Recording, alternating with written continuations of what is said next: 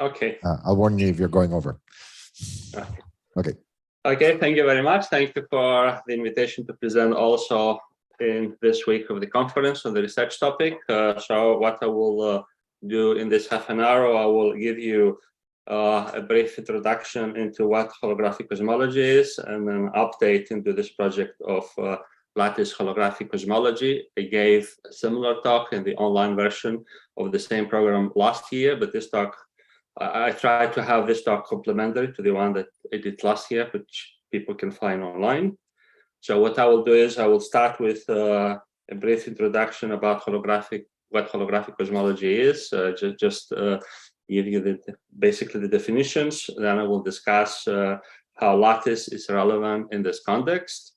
And then the last part of the talk would be about what we are currently doing, which centers around renormalization of the energy momentum tensor on a lattice, and also on the computation of the two-point function of the energy momentum tensor, and then we will conclude. Okay, so what is holographic cosmology? I think first and foremost is a new framework for cosmology. So usually in cosmology, we start from a four-dimensional universe coupled to some matter. In holographic cosmology, one starts from a three-dimensional quantum field theory that contains no gravity, together with a dictionary that tells you how to connect quantum field theory observables to four-dimensional observables, things like the Fourier spectrum or non-Gaussianities, which are currently measured by satellites and other missions. So this new framework incorporates the conventional theory of inflation that describes the very early universe, but also includes new models which describe a non-geometric very early universe. And the focus of this talk is really on this new non-geometric models. So why should one consider this framework? I think it pretty much ticks all the things one would like to have. First of all, it is fully consistent with quantum mechanics because it is based on quantum field theory. General relativity emerges when the quantum field theory dynamics become strongly interacting. This is the way we understand within the paradigm of holography. But the models are well defined also when traditional general relativity breaks down, and that includes the initial singularity. And this was more or less the focus of the talk from last year. Okay, what happened here? Okay, here we are. So this was the focus of the talk last year, so I'm not going to discuss this very much. Also has a natural explanation of an hour of time, which I don't think any other approach has, which again I discussed last year. I'm not going to discuss it this year. And okay, these are more or less kind of conceptual issues, but also provides an actual fit to CMB data, as I will give you in a minute. So for some reason,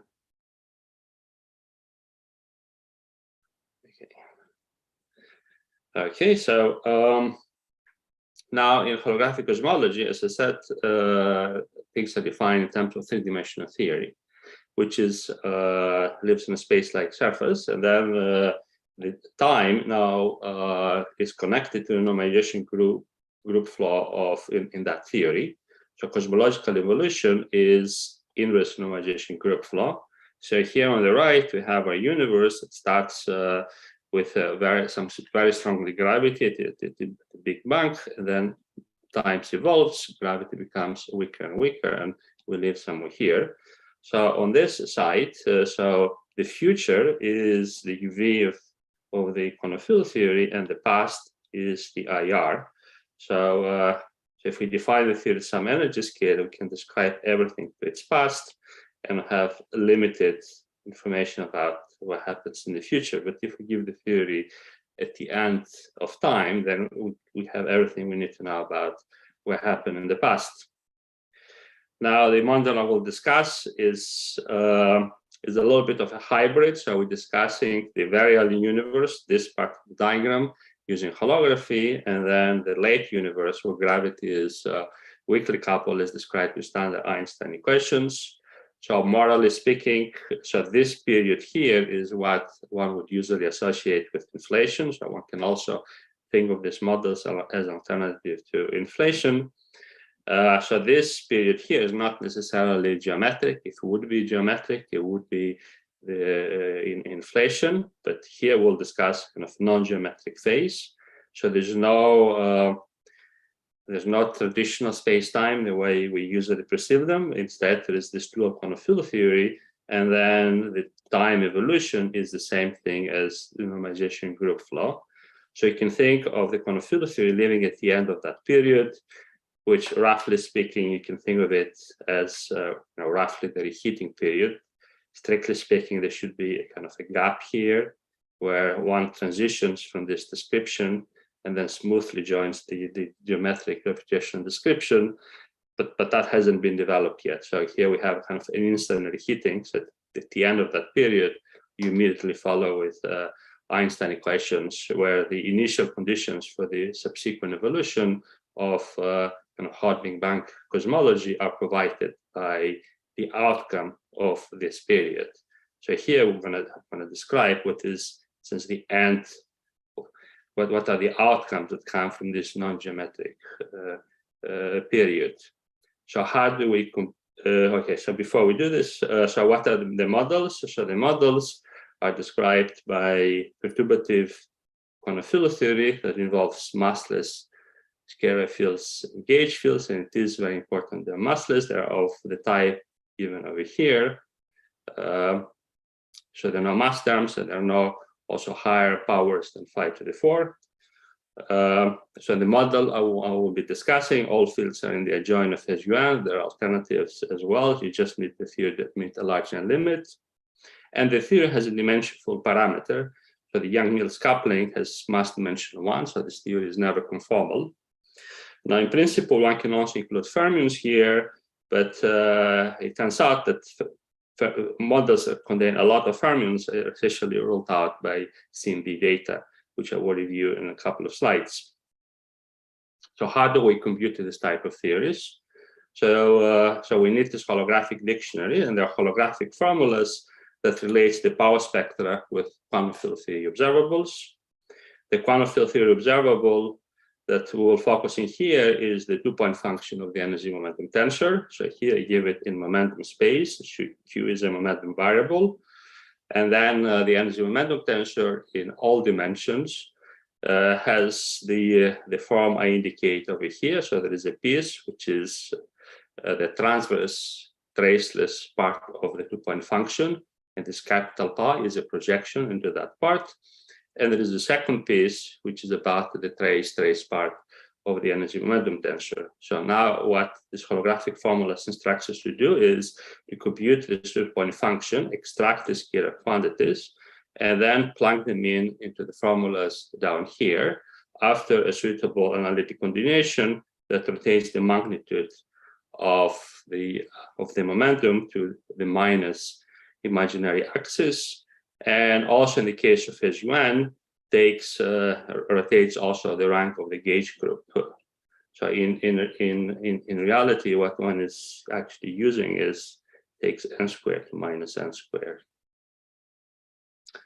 Okay, so this is the, so now if you know this, you plug them in here, and then you work out. So this is the scalar power spectrum, and this is the tensor power spectrum.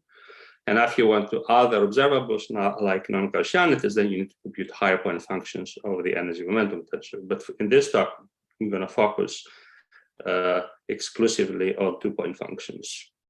Okay, so what does this model do? So here, and what I'm going to do next is I'm going to show you how the predictions of this model using this holographic formulas compares with data.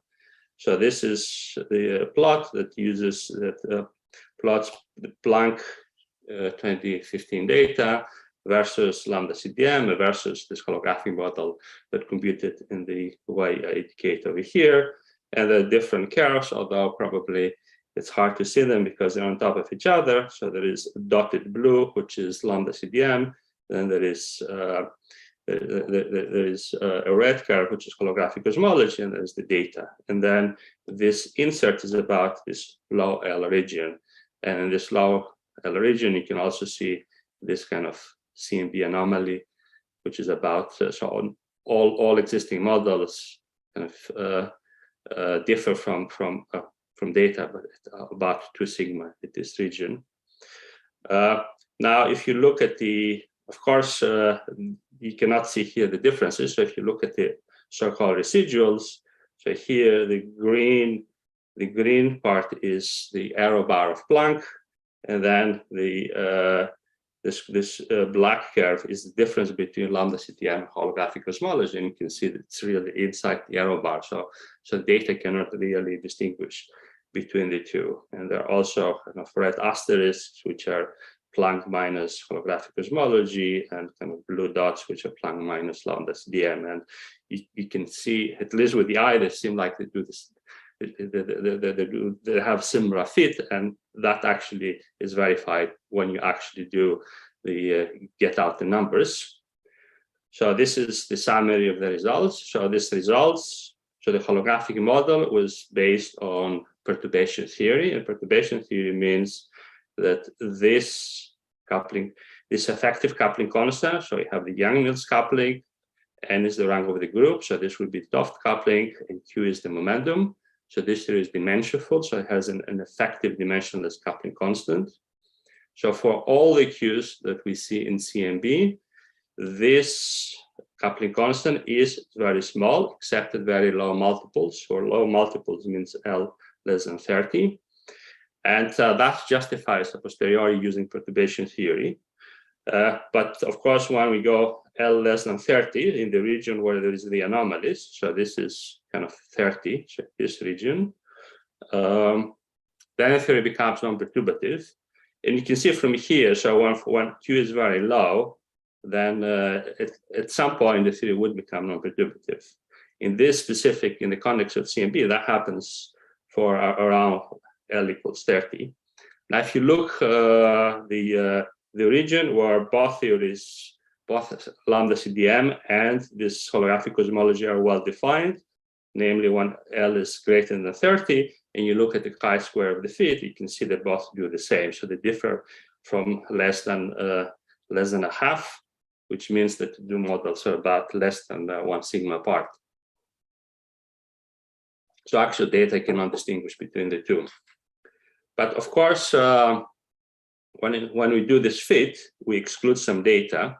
And if there are data, you should never exclude the data. You should have kind of upgrade your model to be able to predict also in the regime where you do have data. And that's where the lattice methods come in. So if you want to compute in this regime, you need non-perturbative methods. And the only current methods that can compute non-perturbatively on quantum field theory are really lattice methods. So now lattice holographic cosmology is essentially uses lattice to compute the relevant TFT observables. Now lattice methods also allow us to do something that goes beyond this. Namely, we can start now exploring models where the coupling constant of the quantum field theory is the intermediate coupling, so something before they're 1, not necessarily very big, neither very small.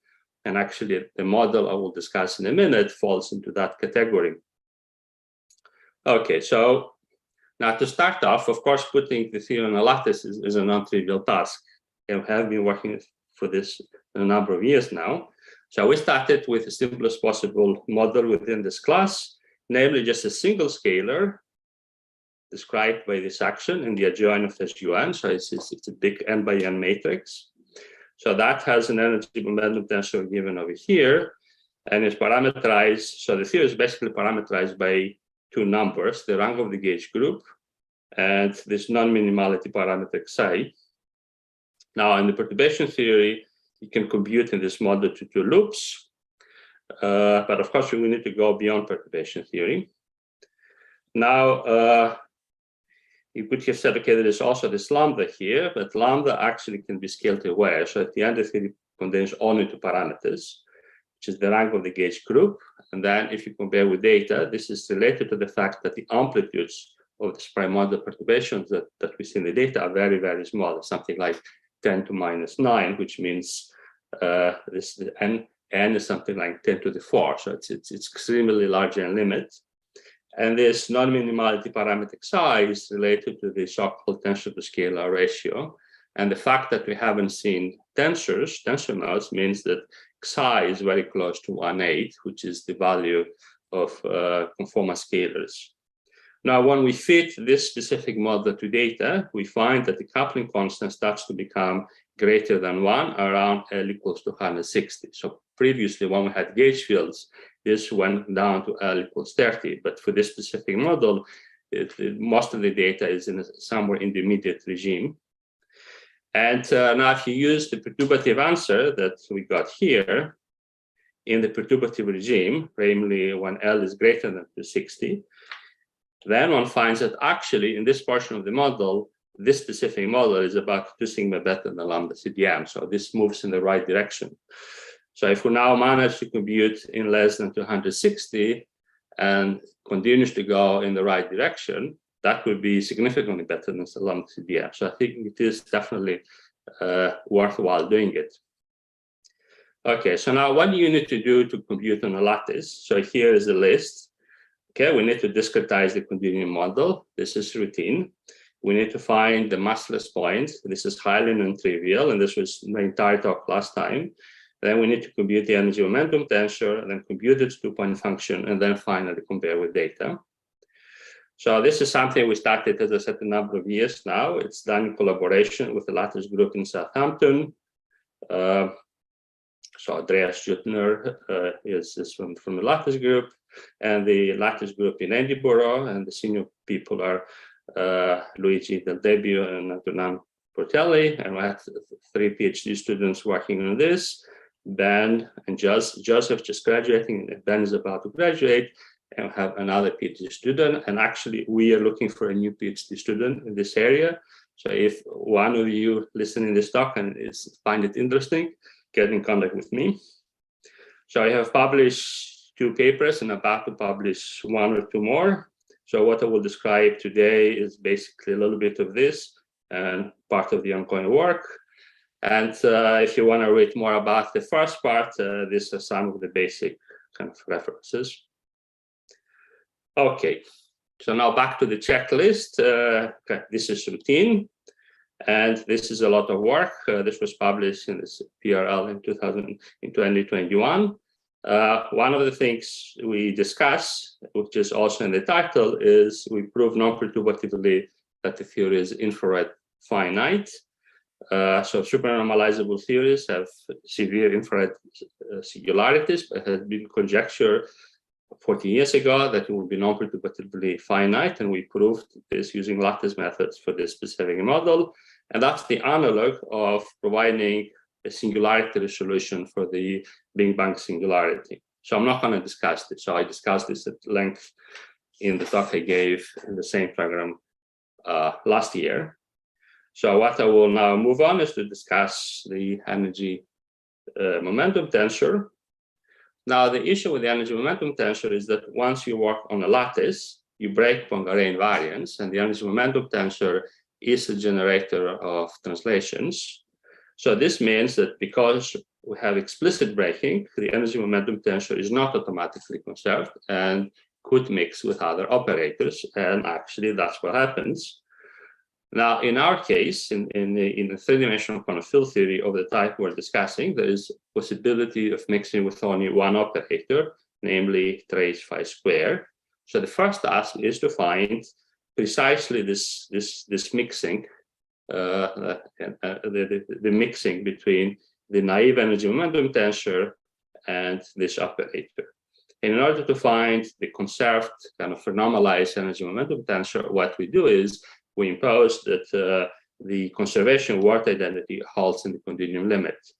But here we have the insertion of the divergence of the normalized energy momentum tensor, and here we have a number of scalar fields. Now, we find it technically easier to actually work with a composite operator as a probe rather than an elementary field. So now we're going to fix C3 by imposing that the word identity holds for this 2-point function. If you go to higher point functions, then they're more difficult. You need more statistics. That's why you want to fix it by using a 2-point function rather than higher point functions that would be required if you would do it here. But now, because phi square is a composite operator, there's a new complication, namely there is a new divergence that only appears because the probe itself is a composite operator. And this divergence is of the type indicated here. So in order to fix C3, one first need to understand how to deal with that divergence. And that we did with two things. One is the second paper I listed earlier, which I will briefly review next, and then I will discuss a new method that we are developing now. And this first method is the so-called Wilson flow method. So one starts by generalizing the field. So the field is defined in space. You introduce another parameter t, and a kind of heat equation in this direction. So you define rho x comma t to satisfy this condition. And then we're going to impose the work identity on this flown trace phi square, the trace rho square t comma x. The advantage of this is that as long as t is non-zero and finite, this non-zero contact, this contact term drops out, and then you can just deal with C3. And this is the summary of the results. So this is the value of C3. Now C3 is a constant, so in principle can depend on all the constants that appear in the model. And we looked at various possibilities. It could just be a constant. It could depend on how far we are from the critical point. So the critical point, so if the mass is exactly equal to some critical value, the normalized mass is 0. That's the massless point, which is highly non-trivial to determine, but that's, in a sense, the content of the PRL. But if you're given m, that's a parameter. L is the size of the lattice, and G is the value of the coupling constant. And you can see with these 4 different models, we get values which are consistent. So, okay, the simplest is to just use a single value C3. Now, that's all good. However, this method does not easily generalize to the 2-point function of the energy momentum tensor, which is the object of interest. So for this reason, we kind of switch to investigate a different method, which is more easily implementable for other composite operators. And so we developed some sort of position space renormalization. So conduct terms are delta functions in position space. So the idea is very simple. So I want to excise smoothly a small region around the origin. And we can do this with a smooth window function, which is 0 in some region and then 1 in another, and smoothly interpolates between the two. And this is one choice, which is C infinity. So all derivatives are smooth. So if you want to see this in a plot, so that would be, in a sense, a theta function, because this is not smooth. But then, so R naught is a position where it says you turn on the 1. And then you can say for how long, in a sense, what is the transition period? So for epsilon equal to 2, this means that the transition is between 1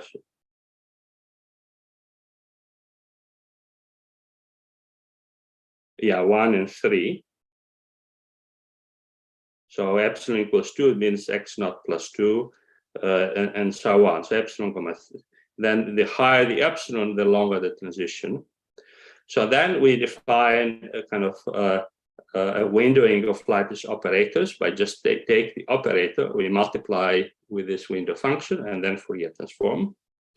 So this, of course, by construction, has the property that kills all conduct terms by removing the support, but has the feature that, of course, now starts mixing high and low momenta of the original operator, because so here we multiply two operators. When you do the Fourier transform, then you have a convolution, and then you mix high and low momentum. So you have to understand how to deal with that. So if one applies this to the 2-point function, then of course this is automatically going to kill the conduct term we don't want. And then you have a single constant C, and you can solve for C3, you get this expression. Now, this is a constant. This means you shouldn't really depend on momentum. So you can take the limit of a zero momentum. And then by analyzing the properties of this function, one can show that for sufficiently large window parameter, then it takes the form indicated over here. So then the strategy is to now use the bare data. And here it is. So then you use the bare data to extract C3 plus B over epsilon by kind of rearranging this equation to move this to the left-hand side. And then read C3 by the intercept with the y-axis here. So here in this plot, this band is what we got from the Wilson's law. And then you can see 3 different cases of 3 different windows, different values of epsilon.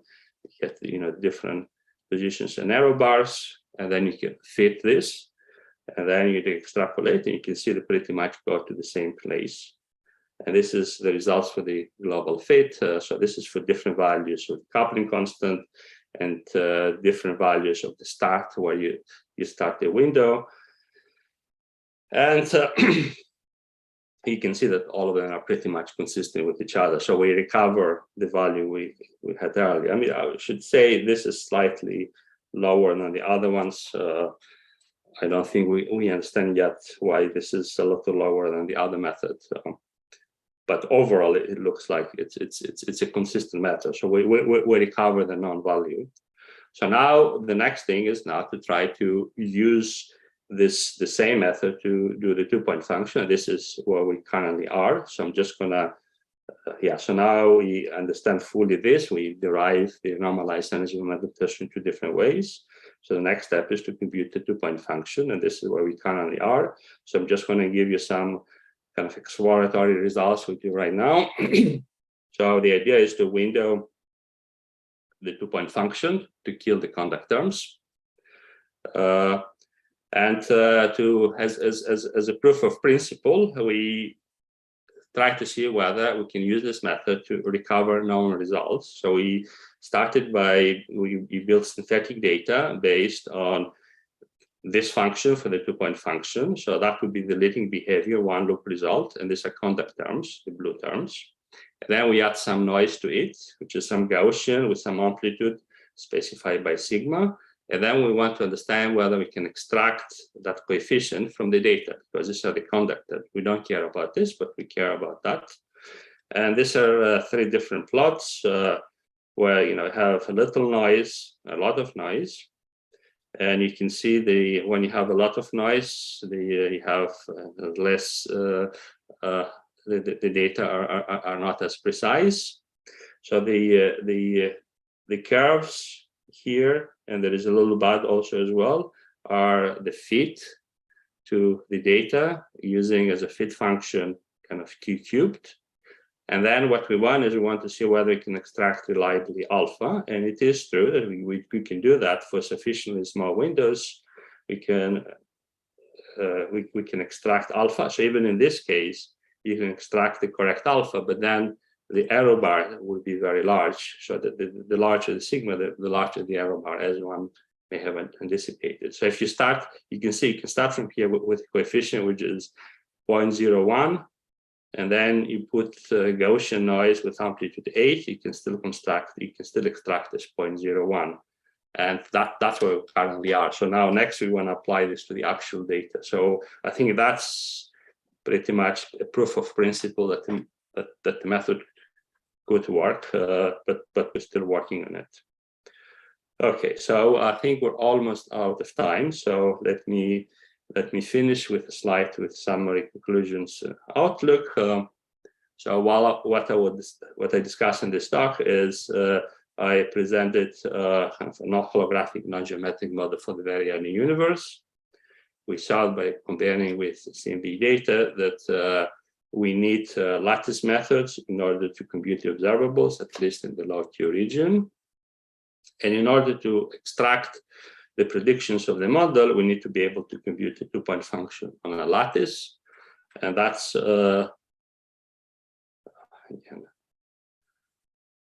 challenging technically, because one needs to renormalize them as a momentum tensor. One needs also to understand how to remove contact term singularities from higher point functions. So for renormalization, I think we understand that now fully. We use two different methods, the Wilson flow method and this new position space method, and we got the same answer. And we're currently developing further this position space methods to deal with the two-point function of the energy momentum tensor. So when this is concluded, and provided our data are not too noisy, and that we can extract the actual signal, then the next step would be to compare to the Planck data, and then see whether this specific, very simple model fits the data as well as other methods, or even better. I mean, as I said, this specific model in the perturbative regime is about 2 sigma better than lambda CDM. And then the next step from that would be to go to the original models that involve gauge fields. So this is something that we have currently started. So the first step is to understand what is the matless point and the phase structure of the theory, which is a lot more complicated than the phase structure of just pure scalar field. And then after we understand this, then we have to go back to the previous steps, to the previous, and then to compute the energy momentum tensor. Thank you. Thank you, Kostas.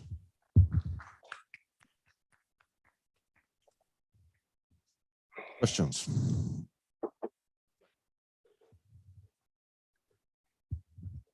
Hi. This holographic cosmology can be studied only when we have non-conformal theory, right? Then there is a RG flow in the setup. Now, if you have conformal field theory, that conformal field theory corresponds to the sitter. So that point is also interesting.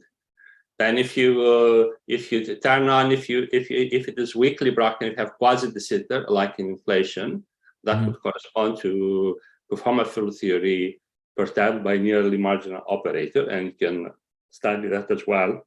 So this is interesting. This is actually something I'm also currently working on. So how you have have introduced here RG group flow on the gravity dual side? So if you add a nearly marginal operator, then the theory is going to start flowing because you add a relevant operator to the theory. And I think that's how the renormalization group flow starts. Okay, and I think this is a bottom-up approach, right? This is a bottom-up approach, yes. Is there any model constructed from top-down approach? But with top-down, the issue is the well-known issue that is very difficult to find de sitter in string theory. So that, since is the biggest stumbling block, I think people haven't looked very much for kind of string theory versions of this non-conformal models. So morally speaking, that's this corresponds to the non-conformal brains. But it's not exactly the non-conformal brain, because I have more scalars than you will have in non-conformal brains. But it's certainly something which is not explored as much. If you do find the string theory realization with deep brains, we can understand how to get to the models I'm discussing via decoupling limits. That would be top down. Okay, thank you so much. Any other questions? Okay, let's thank Kostas again.